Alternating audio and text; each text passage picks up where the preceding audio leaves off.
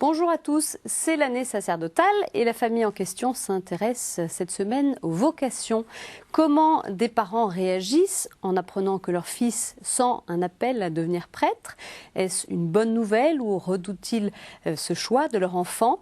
Comment les liens évoluent au sein de la famille? Eh bien, c'est ce que l'on va voir avec nos invités. Je reçois Agnès Gandon, bonjour. Bonjour. Vous avez 3 fils, Oui. dont l'un a été ordonné prêtre en 2008. Oui. Vous nous parlerez de votre cheminement en tant que parent. À vos côtés, le père Antoine d'Augustin. Père, bonjour. Bonjour. Vous êtes formateur au séminaire de Paris, également responsable de la maison Saint-Aignan. Et puis enfin, Jean-Louis Bavoux nous a retrouvés. Jean-Louis, bonjour. Bonjour. Vous nous apporterez votre éclairage sur cette question tout à l'heure. Alors avant de vous donner la parole, un reportage. François Lespèce a rencontré un jeune prêtre du diocèse de Pontoise et ses parents. Écoutez leur témoignage. Vauréal, une petite bourgade du Val d'Oise. Au cœur du vieux village, la lumière brille aux vitraux de l'église de l'Assomption. Et puis là, il y a sa mort. À l'intérieur, le jeune père Samuel, en béquille.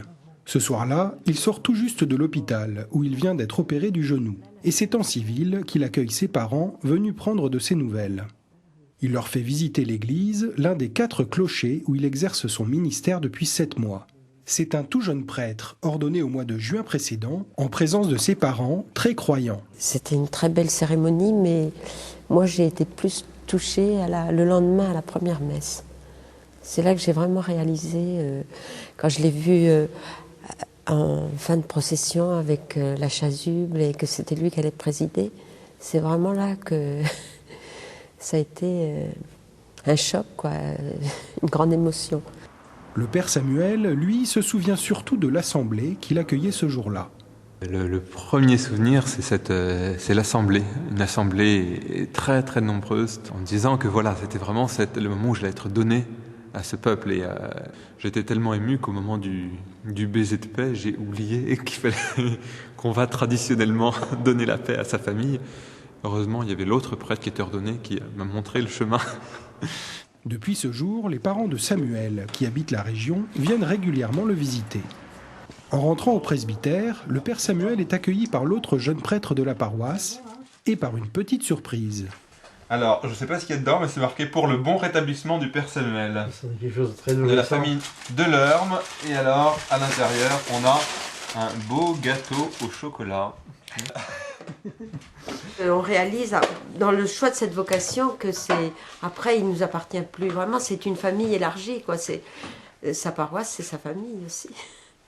Parce que c'est vrai que la solitude, ça fait un peu peur, hein. On se dit c'est un choix difficile, radical, mais...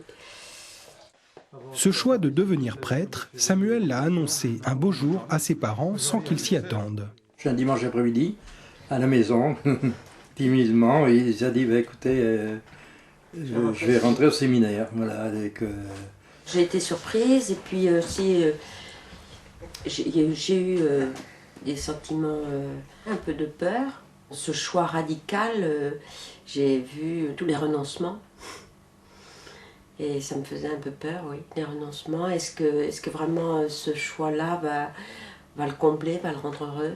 C'est pas facile une vie de prêtre, hein. C'est tout baptisé est appelé à suivre le Christ et prendre sa croix, mais le prêtre plus radicalement. Une inquiétude toute maternelle que le père de Samuel a vécue avec plus de recul.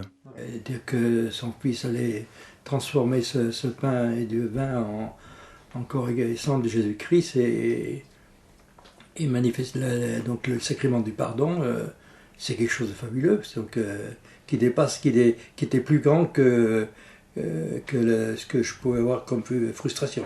Une attitude d'abandon et de dépossession, pas toujours facile pour les parents, mais qui est source de multiples grâces. On réalise petit à petit que c'est une grande bénédiction pour la famille. C'est une bénédiction parce que le Seigneur a choisi un de nos enfants et par ce ministère, c'est toute la famille qui en bénéficie quelque part. Moi, je crois que les parents portent une partie de la vocation de leur enfant. Et moi, j'ai le sentiment très fort que ma vocation s'enracine loin, enfin voilà, que le Seigneur la prépare depuis longtemps à travers la vie des différents membres de la famille, leur conversion, leurs épisodes, etc.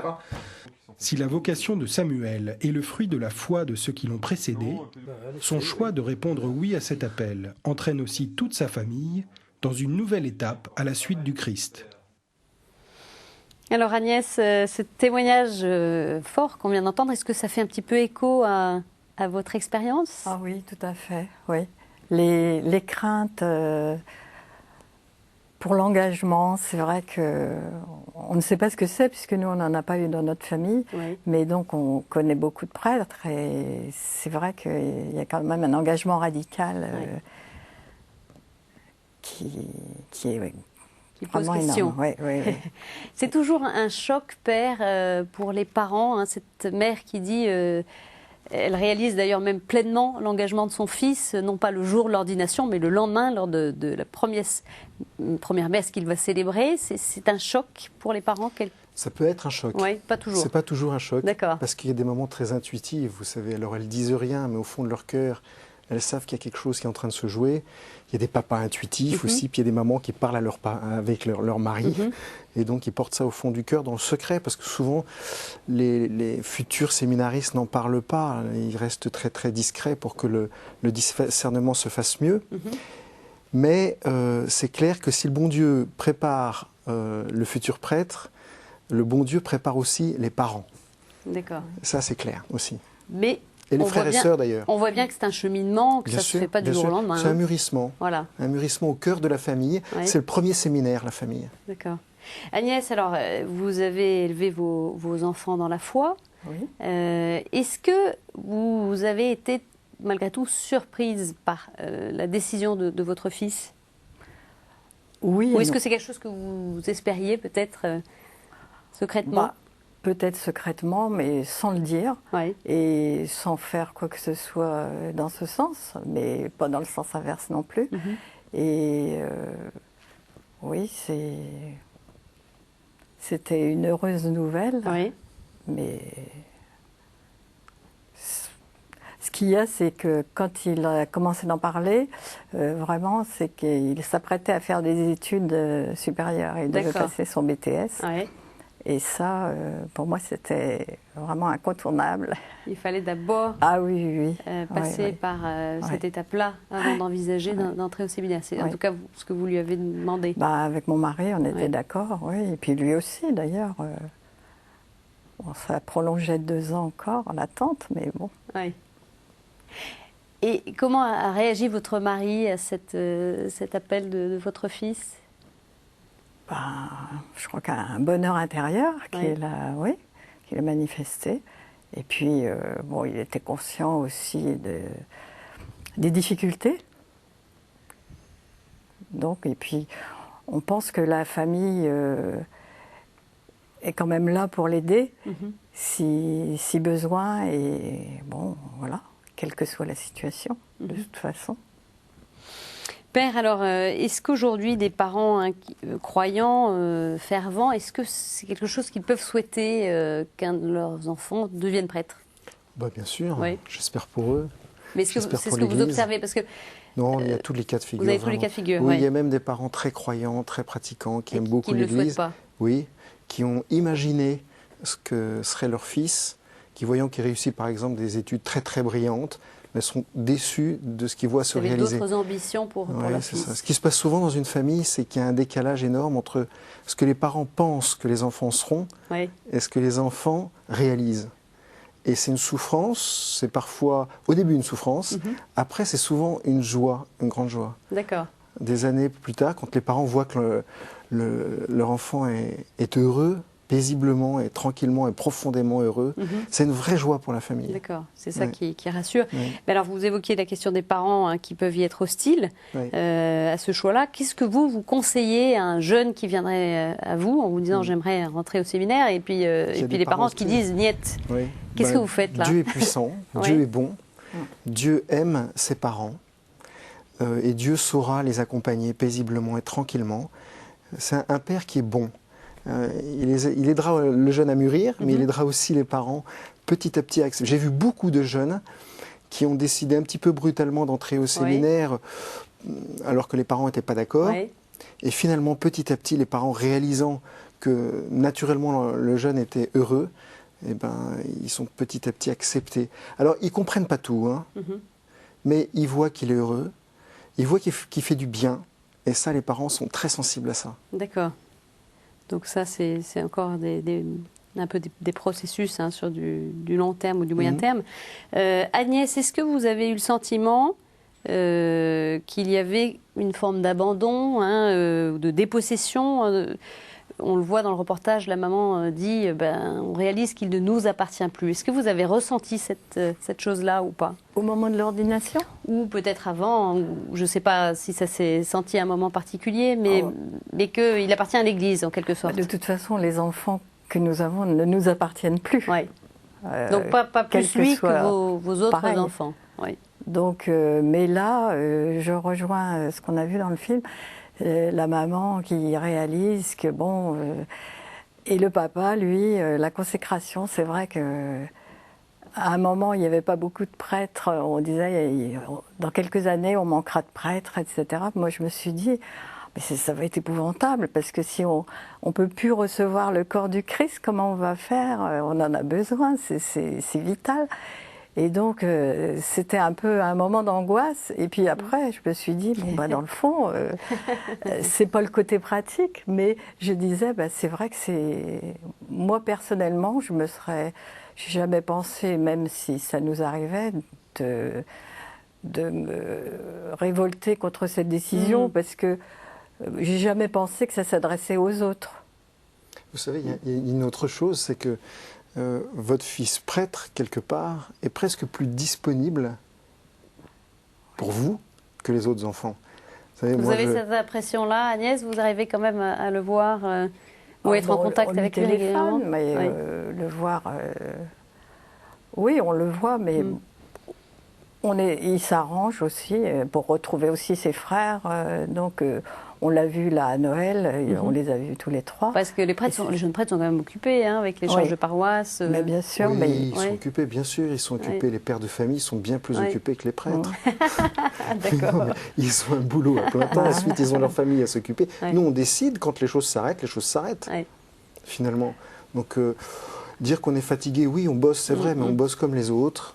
Faut pas survaloriser. Donc on peut être disponible à sa famille. Bien sûr, c'est à nous de le décider. On a besoin de notre famille, on a besoin des frères et sœurs. Voilà, c'est ça. Au moment heureux comme au moment malheureux. Et si le Seigneur nous les a donnés, c'est pour qu'on en profite et parce que l'Église en a besoin à travers nous. Donc c'est important de les célébrer. Agnès, vous avez eu des moments un peu difficiles par rapport à toutes ces années, l'entrée au séminaire, des inquiétudes. Vous parliez effectivement de cette solitude, la solitude du prêtre, comme dans le reportage. On a trouvé que c'était très long pour lui, parce que chaque personne est un cas, enfin un problème particulier. Donc pour nous, pas forcément un problème, un problème, enfin. C'est-à-dire parce que d'une façon il a eu un parcours sur une dizaine d'années, c'est ça? Voilà, oui, parce que il voyait ses copains passer. 7 ans, Et donc, en fait, il a fait son service militaire en Allemagne, et puis il est allé au Brésil. Et voilà, il a voulu faire l'expérience d'une mission au Brésil pendant ses années de théologie, au milieu. Donc, moi, je lui disais, mais qu'est-ce que tu vas aller faire là-bas? Tu as fait de l'espagnol, voilà. Et puis, bon, j'avais décidé que je n'irais jamais, parce que je trouvais que c'était trop loin. Et finalement, on y est allé. Ah, il vous manquait trop. Oui et non. Mais oui, on a été passer la semaine sainte en 2004 là-bas, et on est resté plusieurs jours, évidemment. Et donc, là, on a resserré des liens. C'était nécessaire. Donc c'était une belle expérience finalement. Voilà. Et vous aviez vu aussi qu'il y était bien. Ah oui, c'est sûr que c'est... Donc vous disiez cette durée peut-être, la durée ça a été très long. Ces petites voies de traverse qui ont fait partie de son parcours, mais ça n'a pas toujours été évident pour vous de le voir avancer. Pour nous et pour lui aussi. Oui, et pour nous aussi. Nous, on n'y est pour rien, et puis lui, il suit son chemin. voilà, il y a des pauses, c'est comme ça. Père, quelles sont les inquiétudes un petit peu des parents justement dans cette entrée au séminaire, ces années qui démarrent? Parce que bon, on y entre et après, voilà, hein, tout n'est pas garanti non plus. Des inquiétudes, il y en a des millions en fonction des... Mais il y a une inquiétude qui revient régulièrement, c'est est-ce qu'il va être heureux? Voilà. Est-ce qu'il est heureux maintenant? Est-ce qu'il va être heureux après? Alors, ce qui aide à répondre à la question, c'est justement pendant les années de séminaire, la vie du jeune qui se prépare, le jeune séminariste. Parce qu'on va le voir heureux pendant 7 ans. Il va traverser des moments difficiles, des moments de mûrissement. On ne s'attend pas à ce que ça dure 10 ans, alors que ça dure 7 ans habituellement. Mais au fond, il y a quelque chose qui va faire dire aux parents que c'est ça. C'est simple, c'est paisible, ça n'empêche pas la souffrance, ça n'empêche pas les difficultés, mais c'est ça, on sait que c'est ça. Il est à sa place. Et là, les parents, quand les parents se rendent compte de ça, eh ben, au fond, ils sont apaisés. Après, l'avenir, c'est une question de fidélité, hein, et la fidélité, c'est continuer à se donner chaque jour. Alors justement, face à ces questionnements des parents, est-ce que vous, en tant qu'accompagnant, formateur de ces séminaristes, est-ce que vous aidez les familles? Est-ce que vous les écoutez? Est-ce que voilà, elles ont sans doute besoin aussi de... Non, parce qu'on s'adresse à des conseils. adultes. Quand ils viennent au séminaire, on les traite comme des adultes. D'accord, donc vous voyez peu les familles pas en fait. comme des petits-enfants dont on devrait avoir l'avis de papa et de maman. D'accord, C'est des adultes. Mais les familles vous sollicitent ou pas beaucoup? Si elles veulent, elles peuvent. Oui, d'accord. Bien sûr, bien sûr. Si elles ont des choses particulières, des inquiétudes, on les reçoit sans problème. Mais notre vis-à-vis, c'est le jeune. Oui.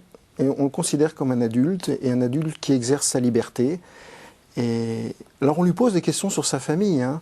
On tient beaucoup compte de la famille dans le discernement. Oui. D'accord. Oui, c'est intéressant. Mais c'est vrai que notre premier vis-à-vis, c'est lui.